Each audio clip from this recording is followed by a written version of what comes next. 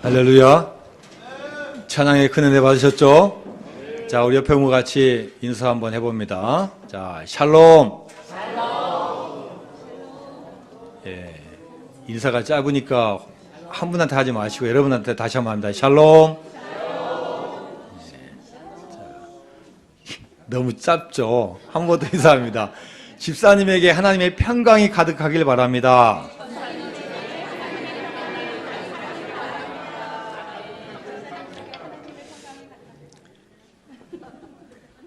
예수님이 십자가에 못 박혀 죽으신 다음에 예수님을 따르는 제자들은 너무나 절망스러웠습니다. 3년 6개월 동안 따라다녔던 스승, 하나님의 아들이시고 죽은 자를 살리시고 병든 자를 고쳐주신 그분. 근데 자기 생명은 책임도 못 지시고 그냥 가셨습니다. 제자들이 얼마나 허망하고 얼마나 절망스러운지 모릅니다. 그러나 이 절망감을 혼자 있다고 해결할 수 없습니다.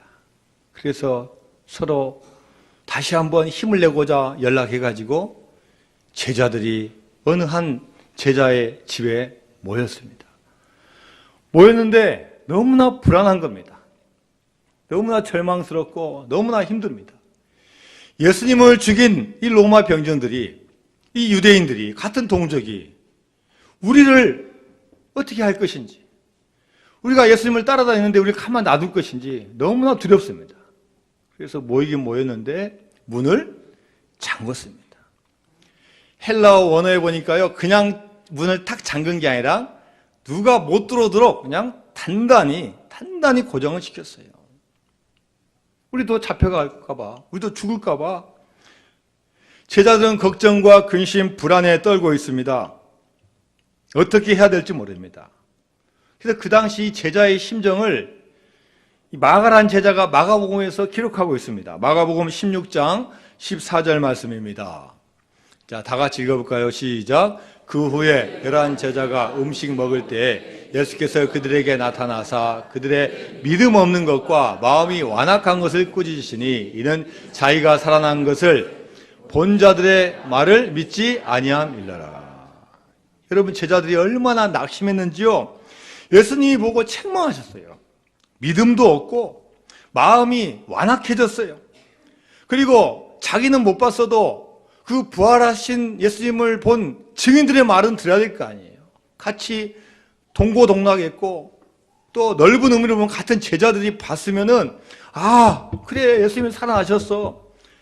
돌아가시기 전에 말씀하셨던 대로 이루어졌어라고 감사하고 기뻐해야 되는데 그 말도 믿지 않고 서로 절망하고 있고 이제는 서로 등지고 믿을 수가 없는 상황이 됐다는 겁니다. 이렇게 의심하고 두려워하고 떨고 있는 제자들에게 예수님이 찾아오신 거예요. 자, 오늘 본문 요한복음 20장 19절 말씀 읽습니다. 시작. 이날 곧 안식 후 첫날 저녁 때 제자들이 유대인들을 두려워하여 모인 곳에 문들을 닫았더니 예수께서 오사 가운데 서서 이르시되 너희에게 평강이 있을지어다. 예수님께서 두려움에 떨고 있는 제자들에게 나타나셔서 하신 첫 마디 말씀이 뭐예요? 너희에게 평강이 있을지어다. 너희에게 평강이 있을지다. 물론 예수님이 말씀하셨지만요, 그 당시에 이 이스라엘 사람들이 인사말이 평강이에요, 평강. 히브리어로 이 평강이 뭡니까? 샬롬. 헬라어로는 우리 여자 중창단 이름이 뭐였습니까? 에이레네. 샬롬. 평강, 평안이란 말이에요. 여러분, 우리 미국 사람들 만날 때 하는 인사가 뭡니까? 아침에 만나면 굿모닝이고, 저녁에 만나면은 굿 애프터눈이고, 뭐 어디 아픕니까? 애프터눈. 그 다음에 헤어질 때는 굿바이, 바이바이. 그런데 여러분, 유대인들은요, 만나나 헤어지나 항상 하는 인사가 똑같아요. 그게 뭡니까? 샬롬. 샬롬이라는 인사예요. 아마 예수님이 그래서 샬롬이라 했을 수도 있지만 처음 하는 인사가 너희에게 평강이 있을지어다. 샬롬이라고 하셨다는 거예요. 이스라엘에서 15년간 살았던 선교사님이 하신 이야기가 있습니다. 여러분, 외국에 가면은 집을 살 수 없으니까 다 여러분 월세를 다 삽니다. 우리나라 전세 개념이 없어요. 매달 월세를 내야 됩니다. 그런데 15년간 사셨으니까 여러분 얼마나 많이 집을 옮겨 다녔겠습니까? 근데 대부분 집주인이 유대인이라는 거예요, 유대인. 그래서 어떤 집주인 이름은 아브라함이고, 또 어떤 집주인 이름은 요셉이고, 또 어떤 집주인 이름은 모세라는 거예요. 야, 지금도 그런 이름이 좋으니까 쓰고 있다는 거예요. 그런데 어느 집주인을 만났는데 이름이 모세예요, 모세. 야, 모세니까 이분이 이 주인에 대한 감정이 좋은 거예요.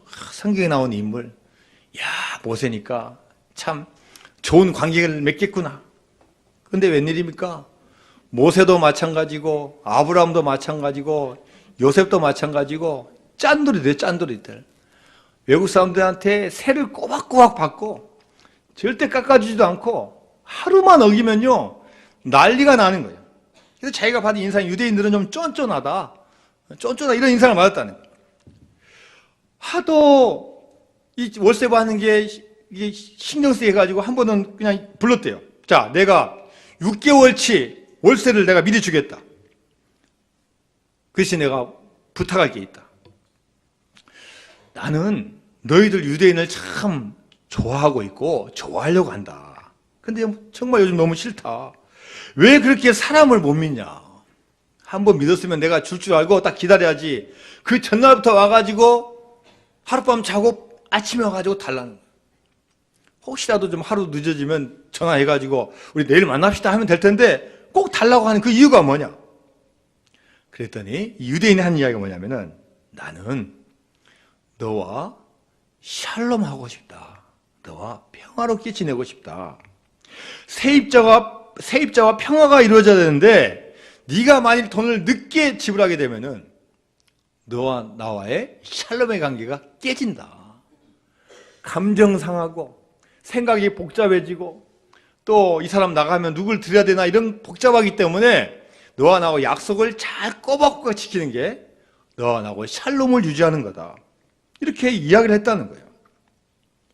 그래서 이 샬롬이라는 단어가 꼭 평화라는 의미도 있지만 사전에 다른 걸 찾아보면 서로 간에 지불해야 된다는 의미가 있다. 여러분, 진정한 이 세상의 평화가 어디 있습니까? 여러분, 우리가 죄인인 우리가 진정한 평화를 우리가 어떻게 누릴 수 있습니까? 우리 대신에 죄값을 지불하셨던 그분의 헌신과 대가와 피 때문에 우리가 하나님과 평화를 이루게 된 줄로 믿습니다. 여러분, 유대인들은 어떤 민족입니까? 지금도 유대인들은 여러분 사람을 잘 믿지 못해요. 2000년 동안 나라를 잃어버리고 이제 나라 찾은 지 몇십 년밖에 되지 않습니다. 그리고 주변에는 지금 중동에는요 다 이슬람 국가들이 다 포진해 있어요. 누구를 믿을 수 없기 때문에 힘을 키우고 외교를 키우고 그 자본을 통해서 벽을 쳐가면서까지 그 나라를 유지하고 있다는 거예요. 여러분, 그런데 그렇다고 정말로 그 땅에 평화가 오겠습니까? 우리가 참 평화를 얻기 위해서는 우리가 어떻게 해야 되겠습니까? 오늘 주님께서 상심하고 낙담하고 좌절해 있는 제자들에게 나타나셔서 너희들에게 평강이 있을지어다. 이렇게 나타나심을 인정하고 받아들일 때 참 평강이 오게 된 줄로 믿습니다. 사도행전 27장을 보면은 바울이 선교하다가 잡혀서 이제 로마로 압송이 됩니다. 황제에게 상소할 수 있는 권한이 이 바울에게는 있습니다. 로마 시민권을 갖고 있기 때문에 얼마든지 상소를 하면은 로마 황제 앞에서 재판을 받을 수 있습니다. 그래서 재판을 받기 위해서 가는데 육로로만 가는 게 아니라 배를 타고 가야 됩니다. 그때 시기는 유라굴로라는 광풍이 불어옵니다. 그래서 이 바람을 만난 이 배가 거의 지금 침몰할 지경에 있습니다. 그래서 살기 위해서 짐을 다 버리고 거기에 타고 있는 수백 명의 사람이 지금 떨고 있어요. 다 체념하고 포기하고 절망하고 있는데 배에 있던 수많은 사람 중에서 단 한 사람만이 마음의 평안을 유지하고 있는 거예요. 여러분, 그게 바로 누구예요? 지금 포로로 잡혀가고 있는 바울입니다. 다 낙심하며 절망하고 있는데 바울이 여러분 그 사람들 향해서 뭐라고 하고 있습니까? 사도행전 27장 22절 말씀입니다. 시작. 내가 너희를 권하노니 이제는 안심하라. 너희 중 아무도 생명에는 아무런 손상이 없겠고 오직 배뿐이니라.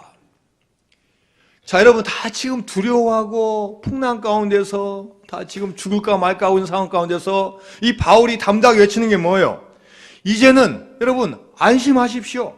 그리고 너희 중에서 생명을 빼앗길 자는 아무도 없습니다. 안심하라는 거예요. 자신도 로마로 끌려가면서 죄수인데도 무엇이 그를 그렇게 큰 소리 치게 만듭니까? 바울도 겁이 나고 두려웠지만 하나님이 자기에게 약속해 주신 그 말씀을 믿었기 때문에 담대할 수 있는 겁니다. 사도행전 27장 24절 말씀입니다. 시작. 바울아 두려워하지 말라. 내가 가이사 앞에 서야 하겠고 또 하나님께서 너와 함께 항해하는 자를 다 내게 주셨다 하였으니. 두려워하지 말라는 거예요. 네가 앞으로 어디 쓴다고요? 가이사 앞에 서야 된다는 거예요. 여러분 가이사가 누굽니까? 로마 황제예요. 로마 황제는 지금 로마 본토에 있는 거예요. 지금 바닷길을 가고 지금 풍랑이 불지만 바울이 두려워하지 않는 것은 하나님의 말씀을 듣고 믿었기 때문에 야 너는 분명히 로마에 가겠고 로마에 있는 황제 앞에 설 것이다. 그러니까 그 과정 중에 어려움이 오고 풍랑이 와도 반드시 갈 것을 믿기 때문에 두려워하지 않고 주님만 바라보게 되는 역사가 임한 줄로 믿습니다. 바울이 믿은 것은 환경을 믿은 것도 아니고 권력자를 믿은 것도 아니고 또 바람이 그칠 것을 믿은 게 아닙니다. 오히려 지금 계속 폭풍이 몰아치고 있지만 하나님께서 나를 지켜주시고 이 위기를 거쳐서 반드시 로마로 갈 거라는 말씀에 대한 확신이 있었기 때문에 그 가운데 평안이 있게 된 것입니다.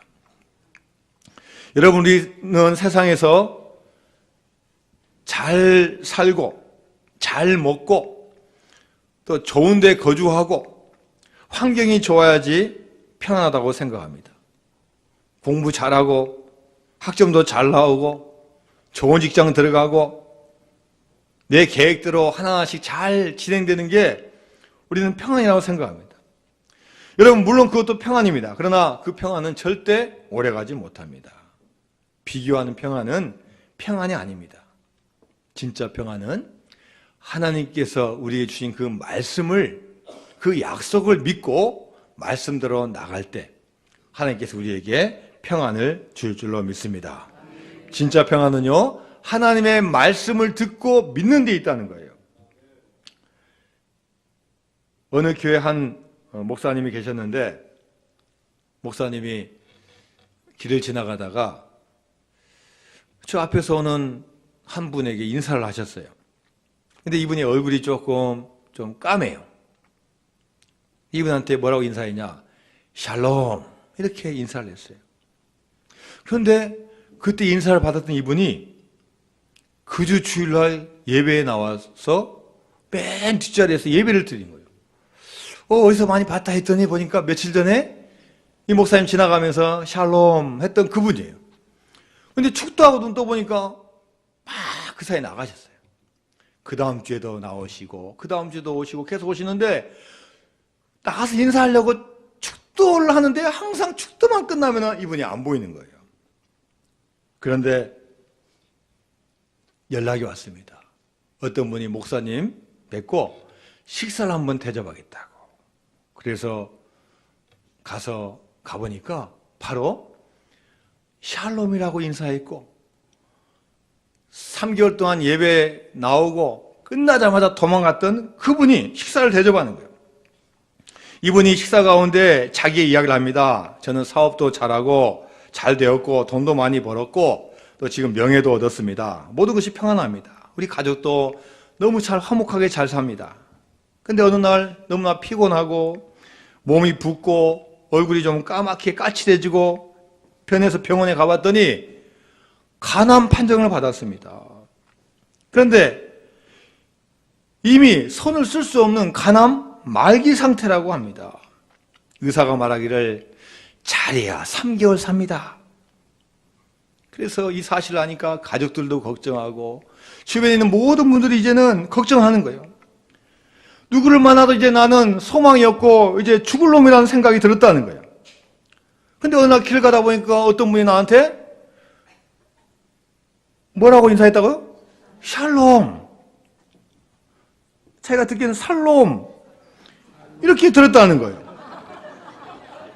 전부 다 죽을 놈 하는데 어떤 분이 자기한테 살롬. 그래서 지나가다가 그분 보니까 저기 교회로 들어가는 거가 교회 목사님인 거야. 해가지고 자기가 3개월 동안 교회를 나왔다는 거예요.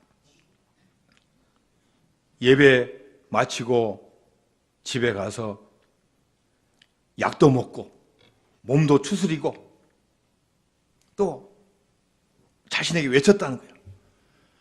나는 살롬이다. 목사님이 나에게 살롬이라고 말씀하셨어. 이렇게 외쳤다는 거예요. 살롬이라고 말하니까요, 몸이 가벼워지고 막 병이 낫는 것 같고 운동을 조금씩 하니까 막 건강이 더 좋아지는 것 같고 또 잘 먹고 잘 쉬었다는 거예요. 의사가 3개월밖에 살지 못했다고 했는데 3개월 지났는데도 자기가 살아있는 거예요. 오히려 더 건강해지고 힘이 생겨서 이렇게 살았노라고 목사님 만나서 고백을 했다는 거예요. 여러분, 이 사람은 샬롬이라는 말을 듣고 살롬이라고 들은 거예요. 잘못 들었지만 그 사람에게 샬롬의 역사가 일어난 줄로 믿습니다. 샬롬의 소망으로 기적이 일어난 거예요. 하나님이 주시는 참 평안과 축복을 그가 그 가운데 누렸기 때문에 그가 다시 살 수가 있었습니다. 여러분, 지금도 겉은 멀쩡하지만 지금도 속으로 죽어가고는 인생이 얼마나 많은지 모릅니다. 불안하고 초조하고 약에 의지해야 되고 죽고 싶다 하는 분들이 얼마나 많은지 몰라요. 여러분, 돈을 더 많이 벌고 병원을 더 많이 다닌다고 그 문제가 해결되겠습니까? 주님 앞에 나와서 주님의 참 평안을 느낄 때 주님께서 살려주시는 축복을 허락하여 주실 줄로 믿습니다. 주님의 말씀 안에 참 소망이 있고 평안이 있습니다. 너희들 두려워하지 말라, 겁내지 말라, 내가 너와 함께함이라, 내가 너를 도와주리라, 내가 오른팔로 너를 붙들어 주리라.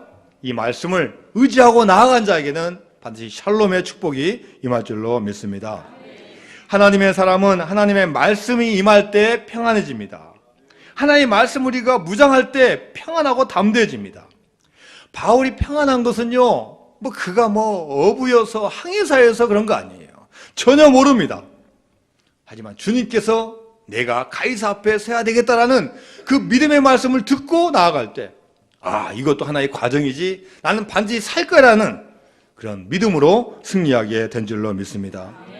하나님 말씀을 듣고 우리가 행하면은요, 그 가운데 축복이 있는 겁니다. 때로는 힘들고 어려울 때가 있습니다. 나를 몰라줄 때가 있습니다. 내가 병에 걸리고 쓰러질 때가 있습니다. 주변으로부터 좋은 말 들어야 되는데 좋지 않은 말 들을 때가 있습니다.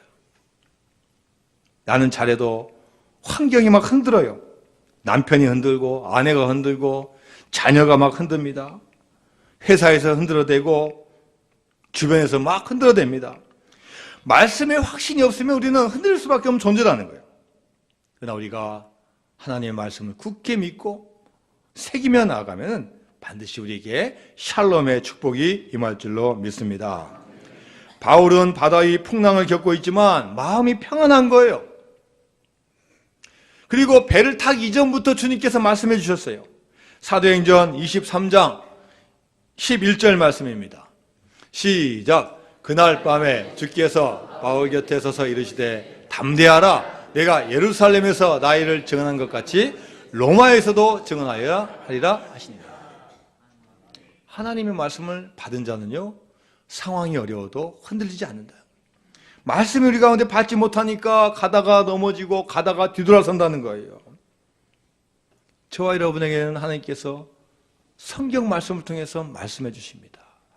설교 말씀을 통해서 말씀해 주시고 큐티 말씀을 통해서 우리에게 명령하시고 계시는 거예요. 우리가 그 말씀을 굳게 붙잡아야 될 줄로 믿습니다. 평강을 주신 다음에 주님께서 제자들에게 또 하신 말씀이 있어요. 자, 요한복음 19장 21절 말씀 읽습니다. 21절 시작. 예수께서 또 이르시되 너희에게 평강이 있을지어다. 아버지께서 나를 보내신 것 같이 나도 너희를 보내노라. 평강을 주신 다음에 하신 말씀이 뭐예요? 야, 너희들 이제 안전해. 너희들 말씀 믿으니까 이제는 가만히 있어. 너희들 이제 골방에 들어가서 아무것도 하지 말고 이제 너희 남들로부터 눈에 띄면 잡혀가니까 가만히 있어. 이게 평강이 아니라는 거예요. 평강을 주신 다음에 하신 말씀이 아버지께서 나를 보내신 것처럼 나도 너희를 보내노니 가라는 거예요. 믿음의 조상 아브라함이 하나님께서 부르시고 말씀하실 때 그 좋은 곳을 과감히 떠난 거예요. 그 자리에서 우상 숭배하고 있는 아버지와 같이 잘 먹고 잘 사는 게 평안이 아니라, 비록 가정을 떠나고 고향을 떠나고 친척을 떠나지만 하나님께 주신 사명을 가지고 나아간 자에게 하나님께서 평안을 주신 줄로 믿습니다. 평강은 가만히 있다고 오는 게 아닙니다. 제가 지난주에 우리 광주에 있는 한 교회 목사님, 사모님의 말씀을 들었는데요. 그동안 전혀 하지 말씀을 하신 거예요. 제가 보기에는 참 목사님이 목회도 잘하시고 또 자기 아드님도 신학 공부해가지고 지금 목사의 길을 잘 걸어가고 또 만나시면 항상 웃고 좋은 말씀 해주셔서, 야, 목사님 정말로 존경스럽고 너무나 감사한 분이다 이렇게 생각했는데요. 알지 못하는 그런 아픔이 있었더라고요. 아들 하나가 12년 동안 방에 들어가서 나오지를 않는 거예요. 자꾸 비판하고 막 불만하고 막 큰 교회 막 목사님들 왜 그래? 아이고 이렇게 아버님도 목사인데 다른 교회 목사님 왜 그래? 자꾸 막 비관하고 누구하고 막 마주치기 싫고. 여러분, 목사님하고 사모님이 그 아들 때문에 얼마나 마음이 아팠겠어요. 그리고 사택이요, 교회에서 바로 옆에요. 한 20m밖에 안 돼요. 주일날도 교회 안 나와요. 주일날도. 목사님 아들이 주일날도 안 하고 12년 동안 그냥 골방에 있는 거예요. 근데 몇 주 전에 이 아들이 밖으로 나온 거예요. 그래가지고 예배에 참석한 거예요. 와, 교회에 기적이 일어난 거예요. 12년 동안 한 번도 안 오다가 교인들이 얼마나 기도했겠습니까? 목사님 사모님 얼마나 눈물로 기도했겠습니까? 나와서 이제는 힘들고 어려워도 막 부딪히는 거예요. 예배도 드리고 차량 운행 좀 해줘. 그러니까 갑자기 뭐 할 줄 모르는데 해주고. 그래서 조금 어설퍼도 하지 마. 그래서 이 사모님이 눈물을 흘리면서 얼마나 감사하지. 야, 12년 만에 우리 아들이 나와서 얼마나 기쁜지 모릅니다. 이렇게 고백하는 겁니다. 여러분, 바닷가에 배가 있다고 다 배가 아닙니다. 배가 다 떠 있다고 다 배가 아니에요. 어떤 배는요, 갈 길을 잊어버리고 표류하는 배가 있어요. 아무리 겉멋이 좋아도 표류하는 배는 그의 사명을 잃어버린 배예요. 비록 조그만한 배여도 목적을 가지고 목적지를 향해서 나가고 고기를 잡으러 가고 손님을 태우러 가고, 이 가는 배가 진짜 배라는. 여러분, 우리가 사는 이유가 무엇이어야 되겠습니까? 사는 이유가 여러분 분명해야 됩니다. 주님께서 우리에게 평강을 주신 다음에 내가 보냄을 받은 것처럼 너희도 가야 된다고 말씀하고 있는 겁니다. 자, 여러분, 그리고 마지막으로 부활하신 주님께서 제자들에게 뭐라고 말씀하셔요? 자, 23절 말씀입니다. 23절 시작. 너희가 누구의 죄든지 사하면 사해질 것이요 누구의 죄든지 그대로 두면 그대로 있으리라 하시니라. 아멘. 지난주 금요일 날 저희 교회 우리 구역장님들과 함께 평택에 있는 세계 성막 복음센터에 다녀왔습니다. 세계 성막 복음센터니까요. 가보니까요. 구약시대에 있는 성막을 똑같은 크기와 모형으로 재현시켜 놨어요. 하나님께서 모세에게 십계명을 주시고 또 많은 것들을 또 성막을 지으라 하시고 성막을 지을 때 또 지성소, 성소, 뜰, 물두멍, 또 벽, 번제단 이걸 다 일일이 하나님께서 말씀해 주시면서 심지어는 몇 센치까지 다 말씀해 주세요. 그 당시 단위로는 규빗, 우리 팔꿈치에서 손까지 50cm 규빗으로 말씀해 주세요.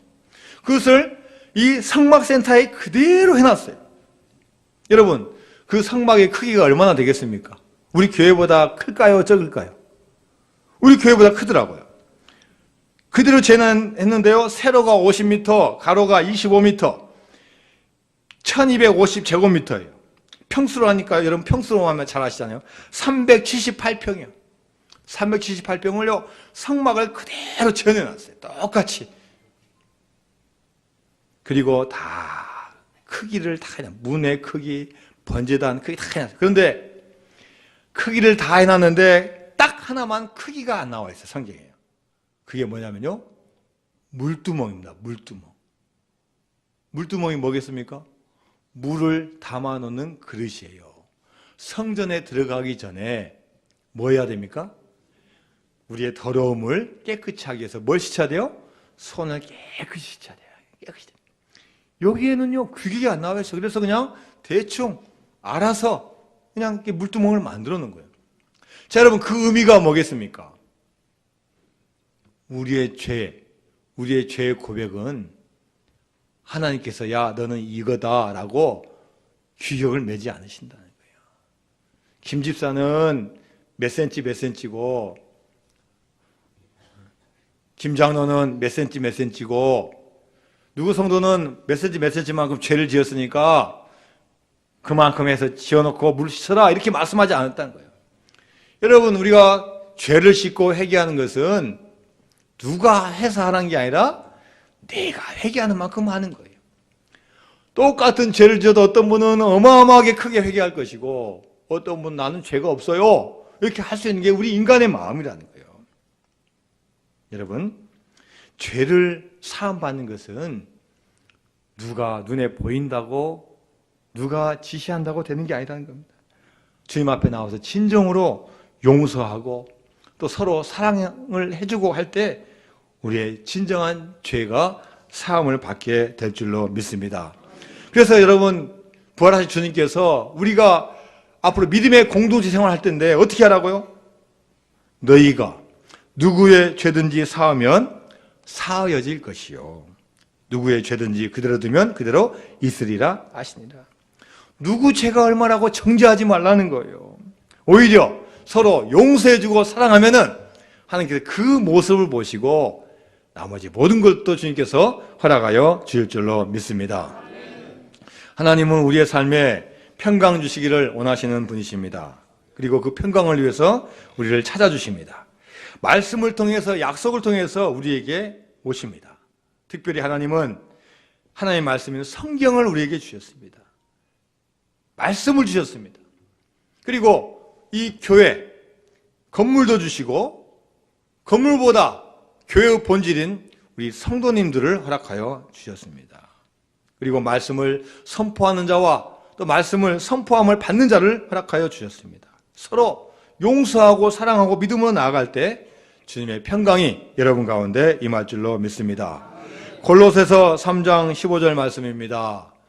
시작. 그리스도의 평강이 너희 마음을 주장하게 하라. 너희는 평강을 위하여 한 몸으로 부르심을 받았나니 너희는 또한 감사한 자가 되라. 할렐루야. 그리스도의 평강이 너희의 마음을 주장하게 하라는 거예요. 늘 하나님 함께 계셔서 감사합니다. 말씀 주셔서 감사합니다. 제가 사람들과 만날 때 평화를 이루겠습니다. 샬롬을 이루겠습니다. 그 마음이 우리를 주장해야 된다는 겁니다. 요한복음 14장 27절 말씀입니다. 시작. 평안을 너희에게 끼치노니 곧 나의 평안을 너희에게 주노라. 내가 너희에게 주는 것은 세상이 주는 것과 같지 아니하니라. 너희는 마음에 근심하지도 말고 두려워하지도 말라. 할렐루야. 주님이 우리에게 오시는 것은 평안을 끼치기 위해서 오셨다는 겁니다. 평안을 우리에게 주시기 위해서 오셨습니다. 그리고 그 평안은 세상에서 아무리 좋은 거 비교가 안 된다는 거예요. 세상은 좀 더 좋은 거 있으면 내가 시기심이 있는 거고, 그만큼 유지하다가 떨어지면 낙심하는 게 세상이라는 거예요. 주님의 말씀을 붙잡고 얻는 평안이야말로 변하지 않는 큰 축복이 되는 줄로 믿습니다. 부활하신 주님은 지금도 저와 여러분을 만나기를 원하십니다. 그리고 우리 마음 가운데 평강을 주시기를 원하십니다.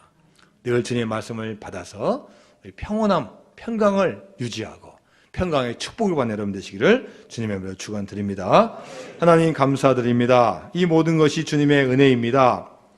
우리를 죄악 가운데 건져주셨고 부활하신 주님께서 우리에게 평안을 주시기 위해서 우리를 찾아와 주셨습니다. 마음은 활짝 열고 말씀을 받아들이고 말씀에 의지할 때 우리 인생과 미래에 큰 축복이 있을 줄로 믿습니다. 우리 모든 성도가 다 그러한 평강과 평안을 얻게 하여 주옵소서. 예수님의 이름으로 기도하옵나이다. 아멘.